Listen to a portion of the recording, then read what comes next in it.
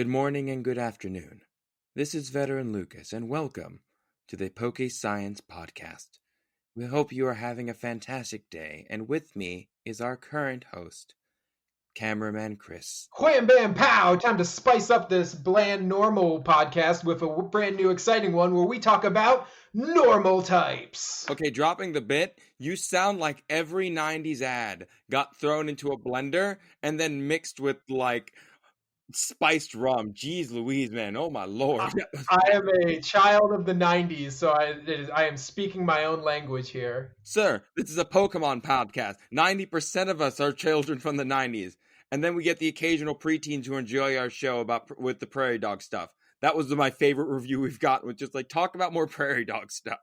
But we have a far-reaching audience, and the prairie dog fans are definitely wanting more content. Yes. So this episode, we actually were reading through the iTunes list of reviews, and someone said, do one on normal types. And I was like, we can't do one on normal. Wait a minute. Yes, we can. Yes, we can. So I was like, this will give us a chance to talk about ones that we would never talk about because they're really hard to find common themes other than the fact that they're normal types. Exactly. It's the perfect dumping ground for things we don't want to talk about. Let's do it. Cue the music.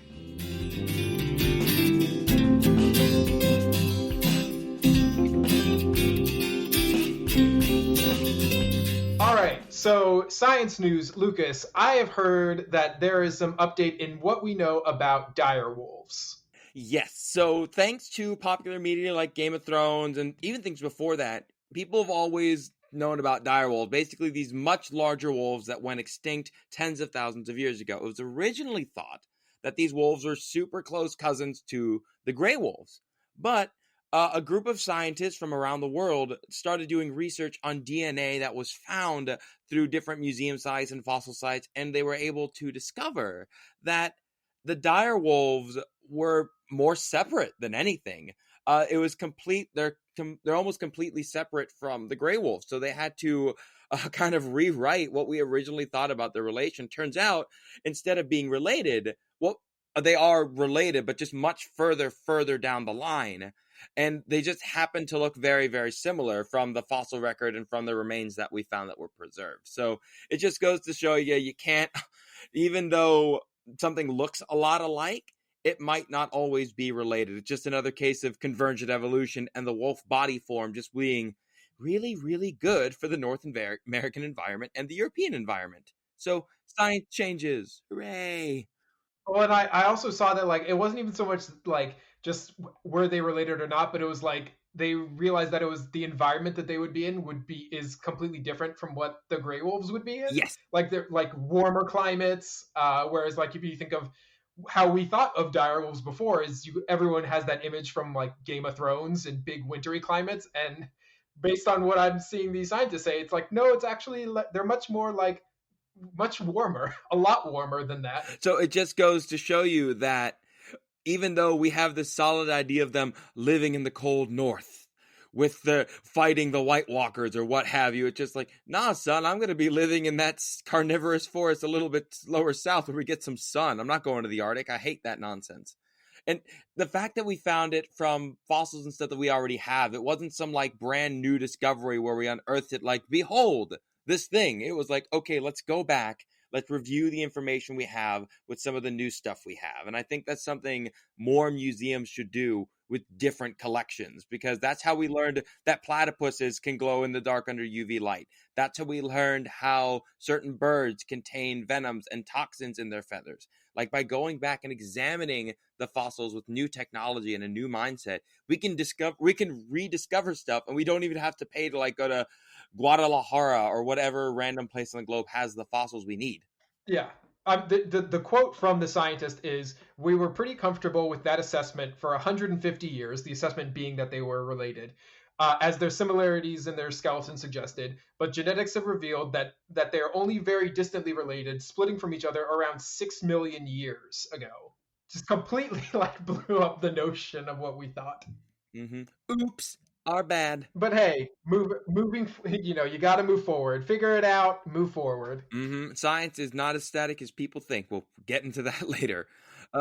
So Pokemon news, I got my thing. We've got some big fish to fry. So let's knock out the small thing first, which is probably the lamest community day that Pokemon Go is putting forward in Roselia. Hooray. They even knew it was lame because they're giving it 2 community day moves, a fast and a charge move, which they have never done before. It's like, sorry, here's your plant. That's for February, everyone. Get pumped. Yeah, there's that. So that's the kind of quick little one-off news. But, Lucas, it feels a little hollow talking about this news without Don. Yeah, the next bit, like, Don had some connection issues and he couldn't be with us, but I want everyone listening to know he is with us in spirit. I am a lesser man for talking about it without him, and I accept my failures as such. Pokemon Snap has a release date, April 30th. It has been announced, and I know I'm excited beyond all reason. Everyone who was born in the 90s is, but... Get hyped. You can pre-order yours as of, yesterday when they announced it? Yeah, it's like, you can pre-order it starting now. Pre-order it now. Do it. It looks really cool. I know we've talked about doing some special episodes around like nature photography. Yes. When that comes out. So now that we have a date, we can actually start planning that. Yes. But I think that'll be good. The game looks gorgeous, at least from the very brief video we've seen. Yeah, though the cutscene parts of it we know look amazing. I mean, I got burned by Cyberpunk, not gonna lie, so I'm not gonna pre-order it. But I think it's going... I mean... I've already seen people online going like, oh my gosh, this looks so much better than Sword and Shield. I'm like, yeah, you give an extra year and more polish to anything, it's going to look better. And again, it's a smaller game in scope. It's also a different game. Yeah, it's entirely, completely different stuff. I honestly think it's going to be great. It's going to be a lot of fun. I really hope that the newer fans can enjoy it. Obviously, we are blinded by 90s nostalgia, but again, this game has such a special place in our hearts. And again, in the world of social media, it is more relevant than ever to take random pictures of Pokemon and share them with your friends. Back in the day, you had to print that thing out. You had to go down to the Eckards. You had to go and get it printed. You had to go and show with your friends at school. There was a whole thing to it. It was a whole tradition. It's going to bring back even more nostalgia than was already brought back for me. The one thing that kind of disappointed me with it, Lucas, is... it feels like they're trying to sell us on a third type of giant Pokemon. I saw that at the end of the Meganium. We had Megas, Dynamax, Gigantamax. Is this another type of giant, and the only difference is that it glows? I'm just going to, I'm imagining the boardroom. It's like, what can we do? Just guy sitting in the boardroom chair, bigger. But sir, we already made them bigger. Is it glowing and bigger? No. Well, then do that. More. This is your platypus moment where the professors in the game put Meganium under some bioluminescence, and oh look, it glows in the dark. Would you look at that? Huh. Again, this is all part of the whole 25th anniversary. We are going to be getting a lot, and I mean a lot, of stuff coming this whole year, including merch, including games. I mean, there are certain rumors, let's not talk about them until they're confirmed, about certain games coming out. But it's going to be a wild year for Pokemon. And to wrap up the news, speaking of wild stuff, apparently they're going to be doing a lot of musical collaborations. And you saw who they picked, one of the artists that's helping out, right? The one, the only, Katy Perry. I mean... as I posted on Twitter, weird flex, but okay. I mean, I'm not against her in any way. So I'm just going to freely offer these up for collaboration. There is Intimidate with Incineroar. Like that. That's free. You got that right there for nothing. I've never felt like canceling this podcast so much than when I did now. I will refrain from doing my fireworks song because I will only sing once per podcast. I am not as talented as Don. No, for me, it's like, okay, they said they have other artists. Here's my list of artists. Like, Lucas, the Beastie Boys aren't together. Like, we'll put them together. We'll figure it out. How about that? Lucas, I don't think DMX is going to want to do this. There's going to be no theme between any of these artists, and I'm going to love every second of it, as long as they get Weird Al Yankovic. I mean, that would be a pretty good one. I just like, hey guys, look what I found. Is that Metallica? Yeah, they're into it. We just brought them along. They should bring in every musical artist that they've based a Pokemon of. So basically, Gene Simmons. Gene Simmons. Oh my gosh, that would be great. I think we kind of had a lot of news, but again, it's gonna be a big year, so expect these news things to pile up over a while. It's gonna be a whole thing. So I think it's time we get into this perfectly normal, nothing out of the ordinary, everything's fine podcast.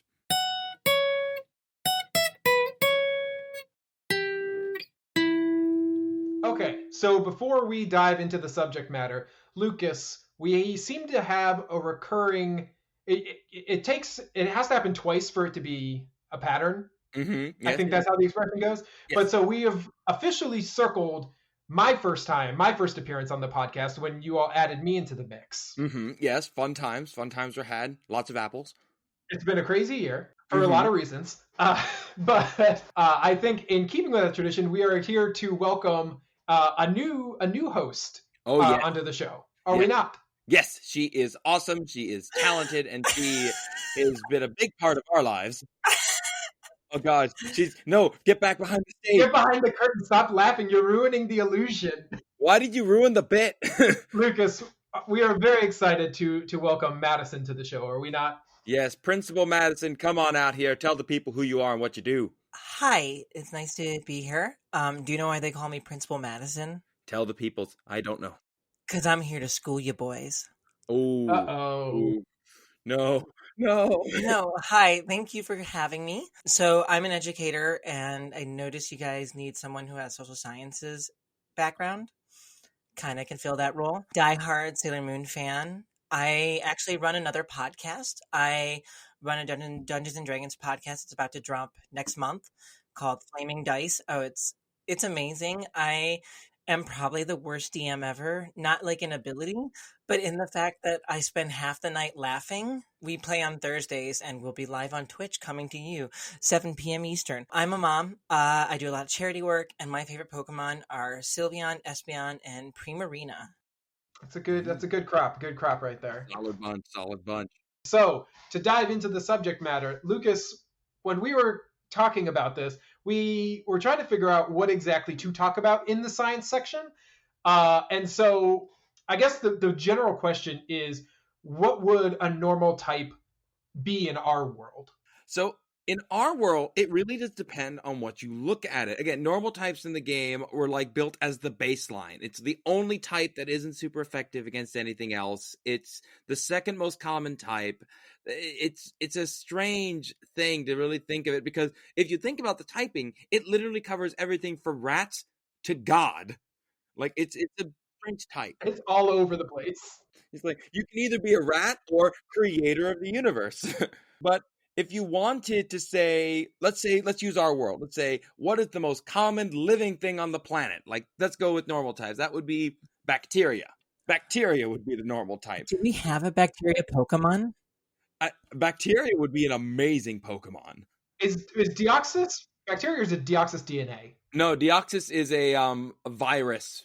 Like, it's a virus. Yeah, they're different. Yeah. Right. Okay, I couldn't remember what it was. But if you want to scale it back, because all normal types, for the most part, aside from the legendaries, are based on most common animal, then that would be arthropods, so bugs.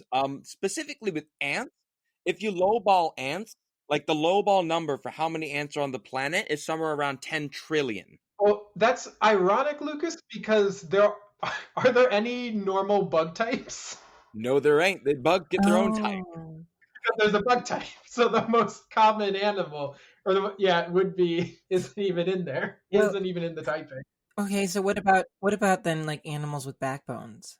So, okay, if we use that, then it turns out to be a certain fish called the bristlemouth fish. And this has been something we've noticed as we've been trawling the bottoms deeper and deeper looking for stuff. Every time we put a net down in the bottom of the ocean and we see what we pull up, it's usually some of these, like a whole bunch of them. There are thought to be trillions of them living down in the deep ocean, being part of this thriving ecosystem. These are probably the food source of a lot of different animals. And again, they just keep pulling them up. It's like, oh, what did we find? Did we find some amazing weird creature from beyond the depths? Nah, we found more of these little freaky fish with long teeth. It's like, dang it, throw them back. I do not like the look of these fish. If you're saying backbone, it's a fish. What about backbone animals that live on land? So on land, chickens. Yeah, that's because we helped them out, but there's one estimate that puts to about 24 billion chickens on the planet. Okay, wait. So I'm not gonna lie though. Anytime someone says chicken, did you ever see the Ali G show? I did not. There's an amazing episode where he goes to a farm and it's one of those like Chinese hairy chickens that have like the hairy legs. And he's like, what the is that? And like just freaks out on the whole farmer. It's like one of the best Ali G moments ever. Okay, but like chickens, I always thought though like normal types were like just like basic mammals. Because I thought like most of them in the games are just kind of like mammals, right? Like rats. Well, no, because flying types are normal too. It's weird. Could there I be a mean, folklore tie like when you think about like the mammals that aren't normal, they have relations to like an actual folklore, right? So like Growlithe and Arcanine, you think of the statue dogs. I can't think of the name right now in China. Could it just be that these are mammals where they didn't have any mythical inspiration? if you wanted the most common mammal, that's humanity. Like humanity has about 7 billion of us. I mean, if you wanted to count all the rats on the planet, we could also give it to the rats. Would you like me to give it to the rats? Well, yeah, because I mean that would fit though if you were like like not so much the most common as in population, but most common as in species variability. Or distribution? Yeah, Oh, yeah. interesting. If it's by distribution, Because then it's humans also us. humans are all interbred with like Neanderthals and Habless and all that. Like we're not like that diverse of a species, right? But if we're going by diversity, you are correct. If we talk about expansion, then us, because rats don't live in Antarctica unless humans live in Antarctica. That you know of. Have you checked, Lucas? They swim miles through the ocean and they chew through steel. You leave them alone. They can swim about a half mile. That's about it. Half mile straight, which is pretty great. That's pretty good. I can't do that. Okay, wait. So what about the normal types that became fairies? We alluded to this in our news section, but there was great controversy in the Pokemon world, if you will. I think it was what Gen 5. Gen 5 was fairy types. Gen 6. Gen 6. Oh no, yeah, Gen 6, that's when I got my baby Sylveon. So in Gen 6, there was a sort of reshifting where a lot of normal types became fairies, like Jigglypuff when the game first launched. All the cute ones. There was a lot of the cute ones, but Jigglypuff shifted from normal to normal fairy. Clefairy Clefable went straight fairy. Yeah, Snubbull and Granbull got to fairy. I like to think of it as this reckoning in the Pokemon world where they had to reshuffle what they knew about the world because all of a sudden there's this new type out there, and it's not just they discovered new Pokemon, but the Pokemon they thought they knew fit into this different type. And Lucas, I know that you talk a lot about this. Yeah, back when I worked with zoos and aquariums, this was something that would be brought up a lot. People would come up to us, and not in like an angry, it was just that question like, hey, I was taught this as a kid. Why is it different now? This is something that happens in the poorly named hard sciences, your physics, your chemistry, your biology. Think of poor Pluto. Poor Pluto. Well, yeah, the Pluto thing gets brought up a lot. It's like, well, how come Pluto's not a planet anymore? The Brachiosaurus, Brontosaurus debate. Yes, all of these. And people get like, well, why is this? And it causes, which makes me really sad, this distrust of science. Do you think it's because people have a lack of understanding of like what the scientific method actually is? We aren't taught it as well anymore, or we weren't to begin with. People in our world, especially in this day and age, we demand yes or no answers for everything. There is no room for nuance. There's only room for yes or no. There's comfort in certainty. Yeah, like simplistic ideas tend to take hold, especially during periods of hardship. I would expect there to be more of a desire to have certainty and push back on change because that's like neuroscience shows us that. But I think that's important to understand is that it's not like all doom and gloom. There are ways to actually help with this in how we teach the scientific method. Think of it instead of like built in a slab of stone. It's constantly being updated by thousands of people and it's being checked and over going. My advice to anybody is whenever you feel like, well, I found this study that changes my thing, good, go find 3 more.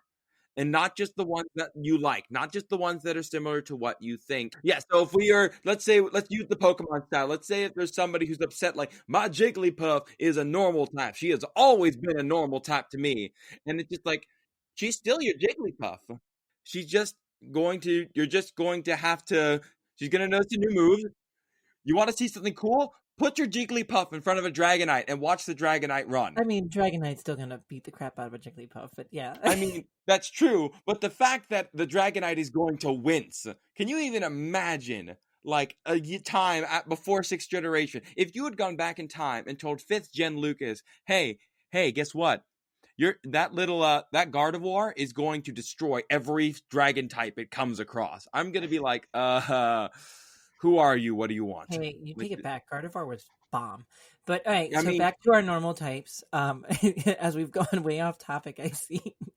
We're now into a fairy episode. Yeah, let's just skip it. Let's go back to fairies. Let's steer this. Let's get this back on track. So, Lucas, in summation, science is ever changing, and just because it changed from something that you were certain of, just verify and think critically about the studies you're consuming. Always verify. All right, so let's go on. We're going to talk about normal types. Let's carry straight into the Pokemon. Yeah. Yay. We're starting out with, is it the biggest Pokemon? No, not even close. Not even close. Oh, biggest Gen 1. Nope, still not. Who is biggest Gen 1? Gyarados is bigger. Gyarados is bigger. Heaviest in Gen 1. It is. I thought Golem was heavier. Oh, no. No, it's definitely Snorlax. Oh, no. I just completely ruined this intro. We're talking about Snorlax. Oh, one of my favorites. He's so cute. When you look at him, what do you think of? I think of bears. My Neighbor Totoro. Okay, so we got bears and Totoro. So first off, Totoro. It's not the god of death. I hate that. If I hear that, I want to reach through and slap people. Like, not a thing. It really does relate into Shinto belief. So what Totoro is, like, I know you guys have talked a little bit about that on the show before. Kami, like the larger spirits, sort of like the grandiose world, and then yokai, spirits of individual things, like smaller scale. And that's where the inspiration for Totoro comes from, because like the tree itself would be Kami, but Totoro's in a gray area. But yeah, Miyazaki's inspiration for this film and so many others clearly comes from Shinto. And I think like for Americans, when we try, we all have heard that conspiracy theory, right? Totoro's the god of death, and they all no, you're clearly looking at it from your lens and not the lens of the actual creator or their culture. Because Totoro, the story does fit into Shinto culture, where you're like, oh, maybe this actually is a thing.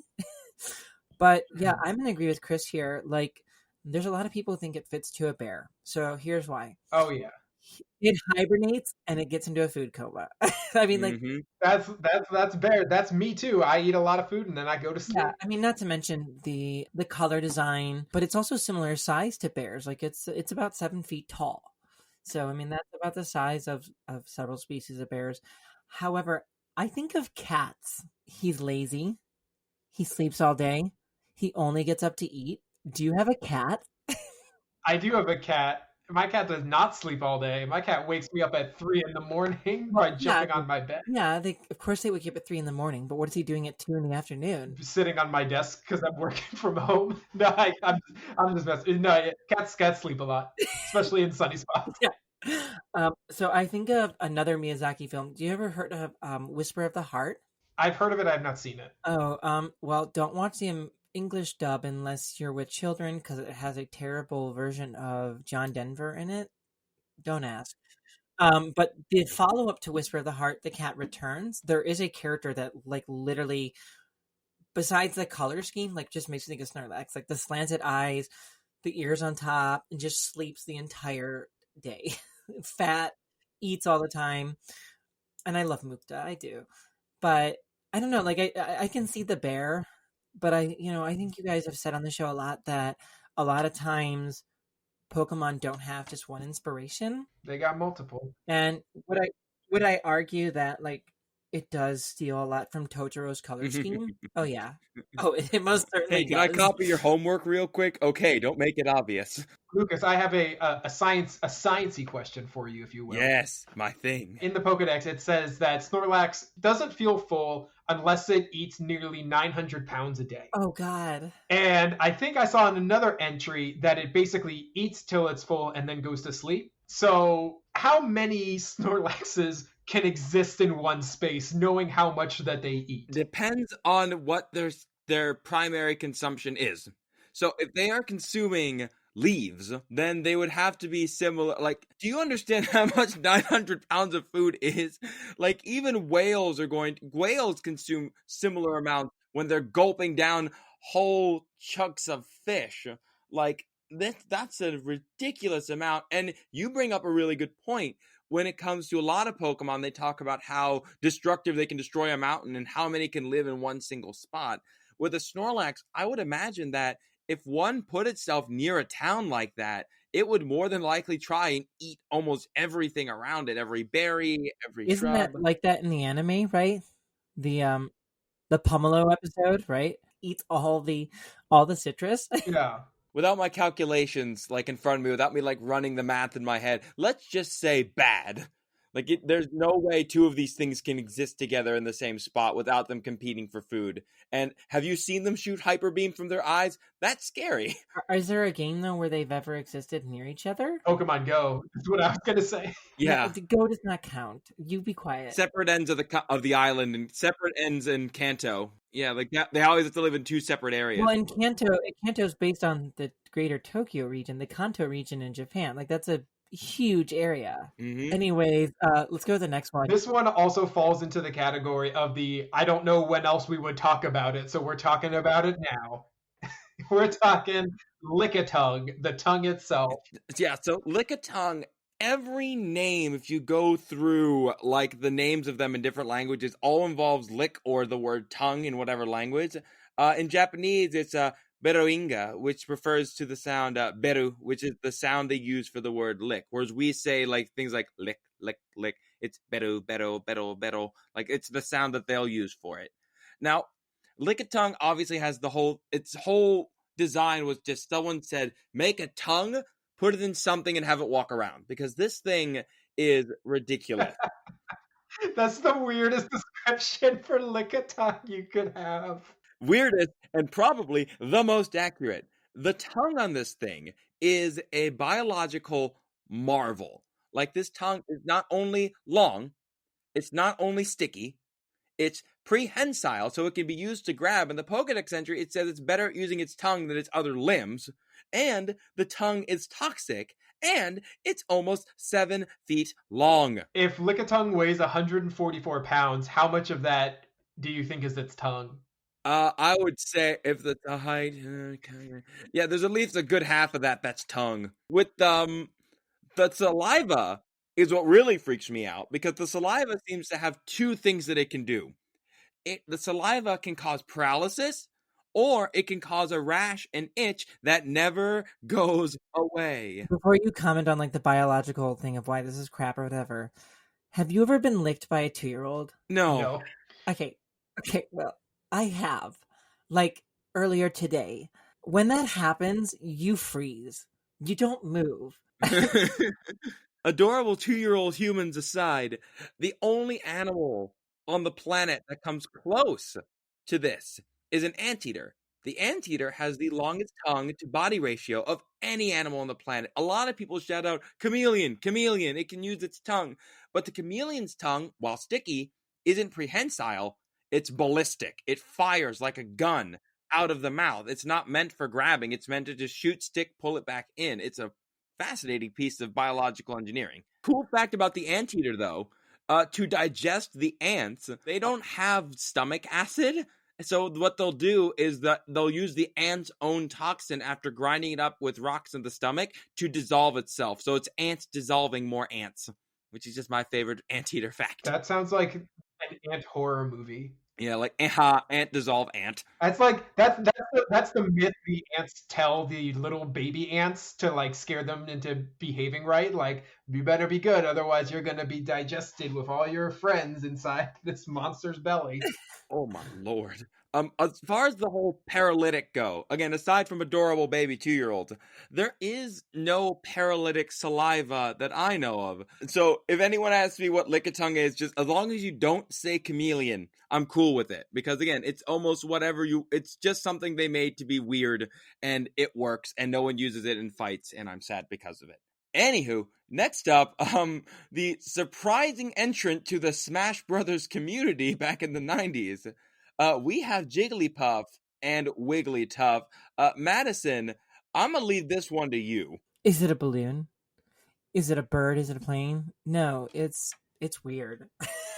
So here's what I think about Jigglypuff and Wigglytuff. I'm going to go on a rant. How does it evolve? Moonstone. We just had a thing about it on the last lecture about the Moonstone is weird. Well, is it though? Like, let's think Gen 1. What things evolve from a Moonstone? All the rabbit Pokemon and then a cat later in Gen 3. No, Gen 1. Clefairy, Jigglypuff, Nidorino, Nidorina. Is that it? We know Clefairy is related to the moon, right? Like, there's a whole thing. That's the whole thing. Okay, but what if Jigglypuff is related to the moon too? Oh, I think I know where you're getting.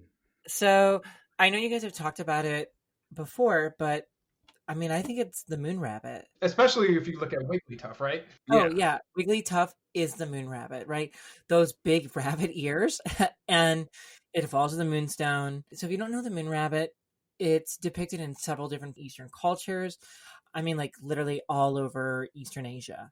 Everywhere from China, Japan, India, Korea, Sri Lanka, Cambodia, Thailand, Vietnam, Myanmar. I know there are several like cultural festivals in Vietnam that are based around the moon rabbit. There's so many different versions of it. So like one of the big ones is that it's a companion of the moon goddess, Chengi. I don't know if I'm pronouncing that right. I hope I do.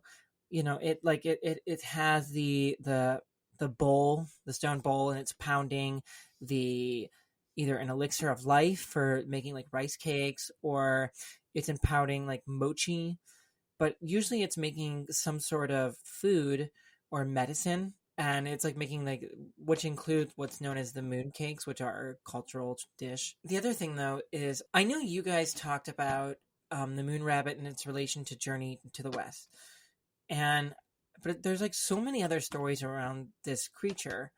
And so like in the Buddhist Jataka tales, there's a story of a monkey, an otter, a jackal, and a rabbit that practice charity on the day of full moon. And they believe that they, if they show this virtue, they get reward. And so an old man begs them for food, like the monkey gets fruit, otter gets some fish, jackal gets a lizard, all things that you would expect those animals to provide, right? So the rabbit doesn't have anything to provide. So instead it offers its own body and throws itself into the fire. And the rabbit's not hurt though. And the old man reveals himself to be Sakura. I hope I'm saying that right. He's the ruler of one of the Buddhist heavens, and so like he's touched on it, and he draws the likeness of the rabbit on the moon for everyone to see. And so this ties into do you guys know of? I'm gonna say this word wrong too. Pareidolia interpretations. I can explain what it is. I can't say the word. I would just go straight to the explanation. Yeah, just jump to what you're good at. Okay, so what it is our face. Our brains have tendencies to perceive objects as patterns that they aren't. So we look for patterns of things we know. Faces. It's kind of like why you look at a car and it looks like someone's face, the headlights and the bumper.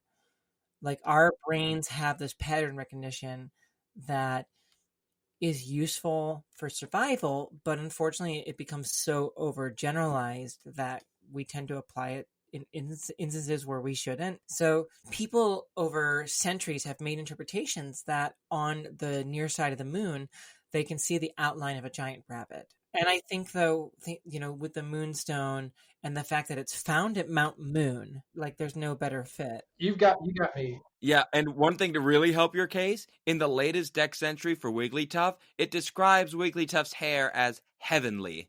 So, yeah, they're in your face. Nudge, nudge, wink, wink. Hey, Madison. It's one of the immortals. Yeah. All glory to the immortal Wigglytuff. The immortal Wigglytuff. Yeah. Things I never thought I would say. They're using the term heavenly pretty liberally with this. I don't know if I would describe that hair as heavenly. I've seen that episode where it slapped Meowth. It was pretty heavenly. Well, that is honestly the best explanation we could have asked for this thing. Do you know why Jigglypuff ended up in Smash Brothers? Was it because it was just easy to program because it's left over Kirby? Correct. Yes. Oh, okay. Well, that's it. Yeah, it's just like, it's like, this is easy. We want to put a Pokemon. Throw the puffball in there. It'll be fine. That looks like Kirby. Got it. Oh, it's like how Ganondorf is basically Captain Falcon in Melee. Oh, yeah. They're just like, it's close enough, but people care about Zelda. All right, so the next one, though, and this Pokemon just came out of nowhere back in Gen 3. It doesn't have any reference to any animals. It's the whole reason there's a debate on sound types in Pokemon, and that is the whole Whismur line. There's no sound type, guys. Get over it. Like, sound is a qualifier. It's a qualifier. There's no sound type yet. No. Stop it. So the reason I wanted to bring it up, honestly, Whismur and its whole line are horrifying. And so Whismur starts out, again, the Dex talks about how it murmurs, it's very soft, it doesn't say much, but then when you freak it out and it screams, it can hit 100 decibels. To give you an idea of how loud 100 decibels is, that's a jet taking off. Yeah, that's really loud. Like, I used to be a musician. That's like stupid loud. Well, it says it's as loud as a jet, and a jet is actually closer to like 130 decibels. Oh, okay, so the 100 decibels is like a distance. Yeah, but it's still pretty loud. 100 is like a motorcycle, I believe. Oh, okay. Still pretty loud. It's extremely loud. It's not like gonna destroy your car, but that's still loud enough that exposure would damage your eardrums. Oh, and that's the smallest form, though. It can get louder. Loudred and Exploud can start like ripping apart houses and earthquakes. Use of sound as a weapon is something militaries around the world have used. There are weapons that people use for anti-rioting measures. There have been sound weapons that use specific notes that can drive people crazy and make them just horrified to be around.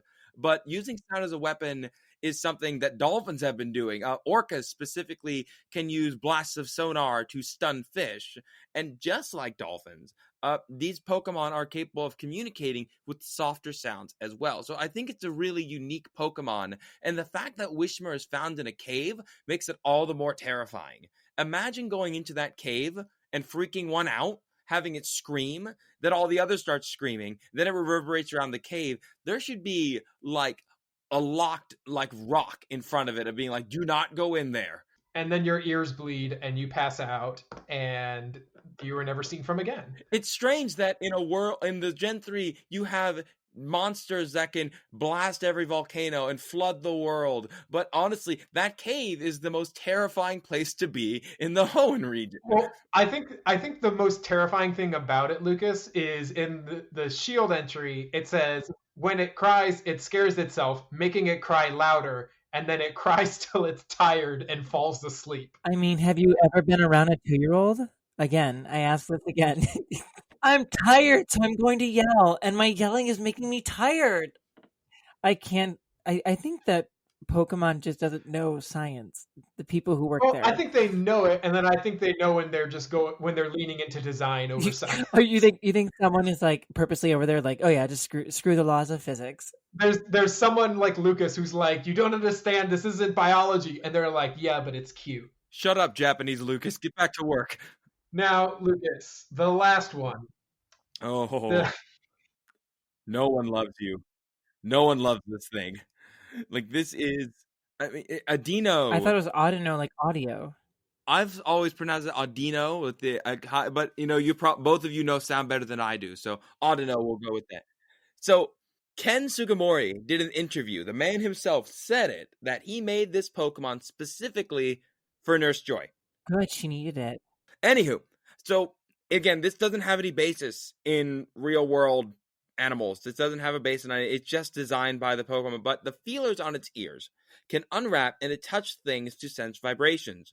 From those vibrations, it can determine the health and conditions of patients. And that's something we see in medical science with whenever we're trying to do an ultrasound, we use sound to determine the health of a patient. So that's something that is based in real science.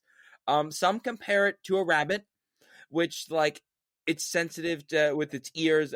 I honestly would compare it to something closer to a spider. I don't think that's what they were going for. Yeah, it looks like a rabbit. It looks kind of like a rabbit. Sorry. It looks like a rabbit, honestly, but its abilities remind me of a spider. So it's probably got to hunt. It's got to look for food somehow.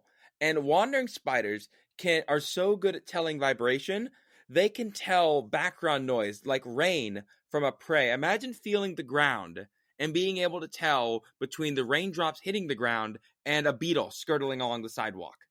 Like that's amazing powers that a dino has. And even if a dino is feeding on vegetation, imagine being able to feel the tree and feeling just how many grapes or how many berries are up there for them to feed on. I think a dino's potential is limited by her field in healthcare. She could have been a terrifying force to be reckoned with.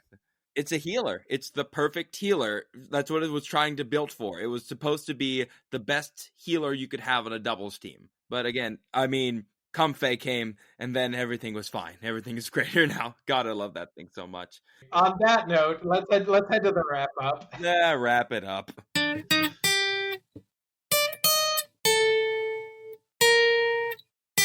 I came all the way from Japan for this maniacal nonsense, and I could not be happier. And you stayed for all the mom jokes. We knocked out a bunch of ones that would not fit into virtually any other episode. We could have done a sound one and gotten into the sound debate, Lucas. I mean, we can always bring it back. Honestly, Principal Madison, it is so nice to have you on this group. Oh, it's fun. We did desperately need someone who knows about social science, because for me, it is all about nature is cruel and terrifying. Let's learn about it. Anyone who follows you on Facebook knows it's true. Yes, I mean, nature is cruel, and I love it. For all of our listeners, you guys made this episode happen. You did this. When you posted up and asked us to do stuff, we try and do it as best we can. We want your input because it makes it more fun. I would have never thought of doing a normal type episode like this if it wasn't for you guys. So thank you. Thanks for this. You did this. I don't mean to make this sound like a threat, but you did this. If you enjoyed it, then give yourself a pat on the back. And if you didn't enjoy it, blame the person who wrote the review asking for it. And I'll say, I just one last bit is, if you've been enjoying the show, as always, please leave a review. As we've talked about how this episode happened, it helps other people find the show, and it just kind of helps keep this train rolling so that we can, spread the good word about Pokemon and science. And hey, if you didn't notice, did you guys see any of those giraffe dice? Oh yeah, the giraffe dice. Those are awesome. Special, someone bought me some, and I love them. They're adorable. I know they were sponsoring all like the network stuff, but they're gorgeous. If you haven't checked out their Pokemon dice. So if you want to bring an extra bit of flair into or an extra bit of Flareon into your next game, go ahead and get some of them dice. Now, we hope to see you guys again. Principal Madison, we will definitely be having you back as many times as we can. We'll see you next time on the next episode. Have a wonderful day or night. Goodbye, everybody.